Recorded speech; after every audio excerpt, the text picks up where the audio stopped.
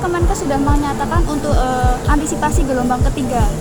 Ini nanti dari Satgas Nasional sendiri antisipasinya seperti apa?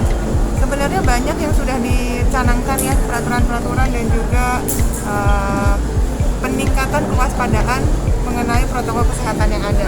Jadi dengan adanya jumlah kasus yang makin melandai, kemudian penularan infeksi yang menurun, banyak masyarakat yang kemudian lebih menganggap sepele, menganggap abai gitu. Nah ini yang membuat pemerintah akhirnya membuat peraturan-peraturan seperti yang berhubungan dengan kedatangan saya ini kan penerbangan nih ya. Salah satu adalah di PCR. Jadi PCR ini dicanangkan karena mobilitas masyarakat yang makin tinggi, sedangkan memang penegakan standar atau gold standar diagnosis dari WHO sendiri adalah pemeriksaannya PCR.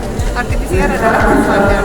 Jadi tentu yang harus digunakan di situasi saat ini sebenarnya adalah PCR. Jadi untuk penerbangan, makanya persyaratannya per 24 Oktober ini adalah PCR untuk semua pelaku penerbangan Jawa Bali. Itu yang mengantisipasi karena makin banyaknya mobilitas, apalagi menjelang akhir tahun, ada libur Natal Tahun Baru. Salah satu caranya untuk mengantisipasi adalah itu. Karantina 5 hari nggak? Betul, karantina 5 hari karena disesuaikan juga dengan perhitungan masa inkubasi. Masa inkubasinya kan kalau 5 hari dari kedatangan sudah dilakukan PCR, hari ke-4 dilakukan PCR, maka sudah bisa kurang lebih menggambarkan kondisi kesehatan. Jadi dirasa 5 hari itu cukup. Nanti tempat karantina sendiri ada tempat karantina terpusat atau enggak untuk daerah-daerah yang jadi sasaran? Karantina itu dari kedatangan ya? Kalau untuk kedatangan wisata, ini kerjasama dengan hotel ya, dengan banyak tempat hotel. Tapi kalau karantina isolasi terpusat pemerintah, sebenarnya hanya ditujukan untuk ASN yang bekerja ya, ditugaskan keluar, kemudian sekolah-sekolah tuh misalnya orang pendidik ataupun orang yang sekolah di luar negeri dan harus kembali ke rumah, atau orang yang memang kemudian dilanjutkan pemeriksaannya ke isolasi gitu. Pemerintah daerah didorong untuk menyediakan tempat isolasi, tempat karantina nggak? Mengingat kalau sudah dilakukan pembukaan dari luar negeri, daerah-daerahnya sudah didorong. Tapi kalau belum, mereka baru beberapa ya bandara yang dibuka, belum diatur di tempat lainnya. Tapi kalau di bandara-bandara yang dibuka sudah, bandara dan pelabuhan yang sudah dibuka untuk internasional.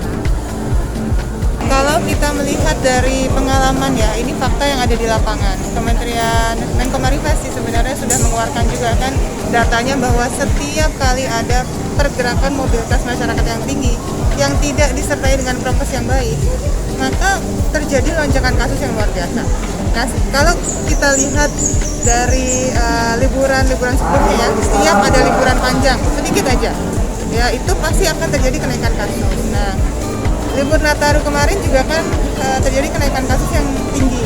Jadi kita antisipasi kalau ada liburan lagi di akhir tahun, masyarakat tetap dengan mobilitas yang tinggi dan prokesnya tidak dijalankan dengan baik. Nah ini hati-hati, bisa terjadi kenaikan kasus lagi, akhirnya muncul gelombang ketiga lagi. Nah ini yang tidak kita harapkan. Jadi tentunya dari sekarang kita harus ingat kita masih berada di tengah pandemi. Jadi kita harus dan wajib tetap disiplin protokol kesehatan. Karena mau berubah menjadi varian apapun virus itu, cara penanggulangannya tetap sama. Tetap pakai masker, tetap jaga jarak, dan tetap mencuci tangan dengan rutin. Hindari untuk memegang-megang tempat masuknya virus dari mata, hidung, dan mulut. Jadi antisipasi terhadap setiap kali ada liburan, terutama di akhir tahun ini, harus disertai dengan mengurangi mobilitas menjadi hal yang perlu saja. Kemudian prokes 3M-nya, vaksinasi digencarkan, dan 3T itu juga tetap harus ditingkatkan.